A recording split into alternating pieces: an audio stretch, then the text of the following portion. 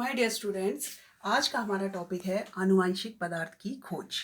मैंने अपने previous class में आपको डीएनए के बारे में बताया था, जो कि आनुवंशिक अणु है।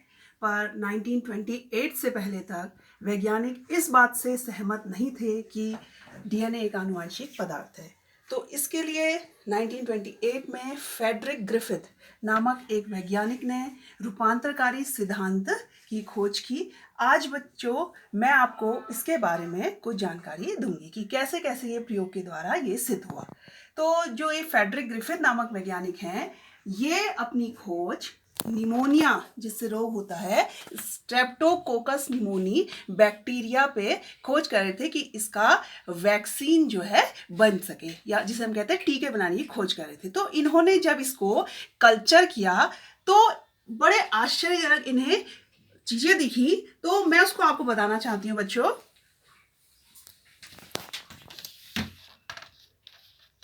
इसको देखिए आप ध्यान से।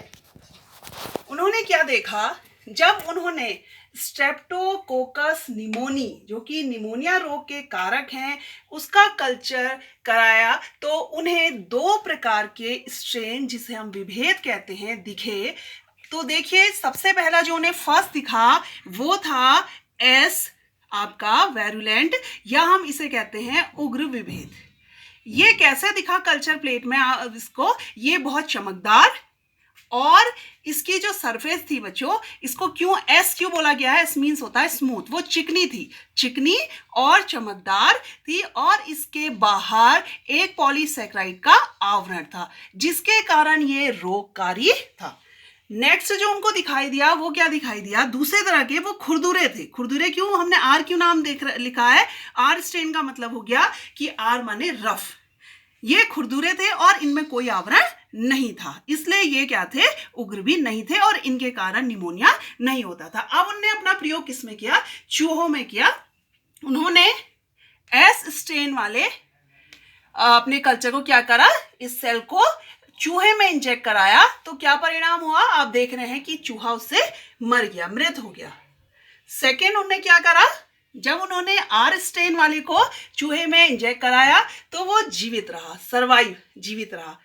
फिर देखिए क्या करा उन्होंने इस एस विभेद को, स्ट्रेन को हीट किल कर दिया, ताप मृत कर दिया। उसके बाद उन्होंने उसको इंजेक्ट कराया, तो फिर क्या है, चूहा जीवित रहा। तो ये बड़े आश्चर्यजनक परिणाम रहे। तो इसके बाद उन्होंने एक अपना और प्रयोग किया। उन्होंने क्या किया, उन्होंने, अब आप देख रहे होंगे आर, ये आपको पता है रफ स्ट्रेन है, जो कि रोगकारी नहीं होता है, और ये है एस स्ट्रेन, जो कि क्या है, रोगकारी है। उन्होंने क्या करा, हीट किल्ड एस विभेद को, दोनों को मिक्स करके जब इंजेक्ट करा तो क्या हुआ, चूहे मृत हो गए।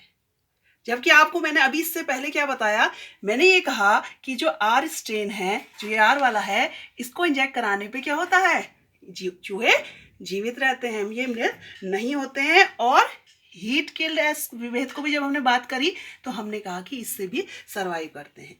लेकिन जब इन दोनों के मिक्सचर किए गए तो उन्होंने देखा कि चूहा मृत हो गया, और उसमें क्या पाई गई, ये एस स्ट्रेन पाया गया। तो यहाँ पर जो ग्रिफिथ हैं, उन्होंने ये बताया कि कोई ऐसा रूपांतरकारी सिद्धांत है जिसके द्वारा जो हमारे आर स्ट्रेन है, उसमें एस स्ट्रेन का जो पॉलीसैकेराइड है वो रूपांतरित हुआ, जो कि इसके रोग का कारक हुआ, और ये चूहा मृत हो गया। तो अब आप देखिए, इसके बाद जब उसने ये बात कही, रूपांतरित सिद्धांत इसको इसीलिए कहा गया है, रूपांतरण कहते हैं, ट्रांसफॉर्मिंग। इसका मतलब है कि जो आर रफ विभेद हैं, उसमें जो है एस विभेद के ऐसे कोई रूपांतरकारी सिद्धांत आए, या कह सकते पदार्थ आया, जो कि चूहों को जिन्होंने मृत कर दिया। लेकिन वो इसको जैव रासायनिक इसके सिद्धांत को नहीं समझा पाए। तो उसके बाद आप देखिए 1944 में 3 वैज्ञानिक, एवेरी, मैक्लॉयड और मैकार्टी, इन्होंने क्या करा, फ्रेडरिक ग्रिफिथ के प्रयोग को सिद्ध कर दिया। कैसे किया, उन्होंने जो हीट किल्ड एस स्ट्रेन, आपको मैंने बताया था वहां पर कि जो ये स्मूथ स्ट्रेन है, जिन्हें तापमृत कर दिया गया था, उनसे जो है एक्सट्रैक्ट करा डीएनए, आरएनए और प्रोटीन को पृथक पृथक किया। फिर उन्होंने क्या करा, जो मृत एस विभेद से जो प्राप्त डीएनए है, ये रिजल्ट है, देखिए, आर विभेद के जीवाणु पर रूपांतरित कर देता है। इसे सिद्ध करने के लिए सबसे पहले उन्होंने क्या लिया, प्रोटीन के लिए क्या करा, देखिए, प्रोटीएज एंजाइम जो क्या करता है, प्रोटीन को अपघटित कर देता है या उसको पचा देता है। तो जब उन्होंने ये प्रयोग किया तो उन्होंने देखा कि ये रूपांतरण को रोक नहीं सका। रूपांतरण का मतलब अभी मैंने आपको बताया था कि जो आपके एस स्ट्रेन जो रोगकारी था वो किस में आ गया था, आर विभेद में आ गया था। तो वो ये उस समय तो पता नहीं चला कि ये कौन सा आनुवंशिक पदार्थ है। तो यहाँ पर जब देखा उन्होंने कि प्रोटीएज एंजाइम को जब हमने प्रोटीन को अपघटित कराया तो वो रोक नहीं पाया। नेक्स्ट उन्होंने क्या करा, सेकंड जो लिया था आरएनए, उसको आरएनएज एंजाइम के द्वारा देखा तो वो उसने पचा लिया और रूपांतरण पर कोई प्रभाव नहीं पड़ा उसका भी। नेक्स्ट तीसरा देखिएगा, डीएनए को डीएनएज एंजाइम से डाइजेस्ट कर देने पर रूपांतरण रुक जाता है।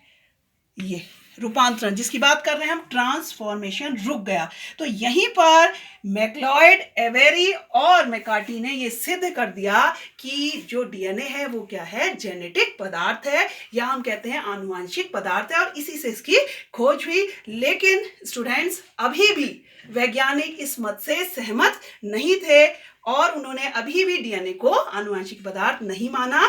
तो इसके बाद अगले जो इसकी जो खोज हुई वो हुई हर्शी और चेस ने की, जिसको मैं अपने नेक्स्ट क्लास में आपको बताऊंगी। तो ये आज हमारा क्या था, फ्रेडरिक ग्रिफिथ का ट्रांसफॉर्मिंग प्रिंसिपल, रूपांतरकारी सिद्धांत, जिसे उसने स्ट्रेप्टोकोकस निमोनी के 2 स्ट्रेन, एस स्ट्रेन और आर स्ट्रेन में बताया। Thank you.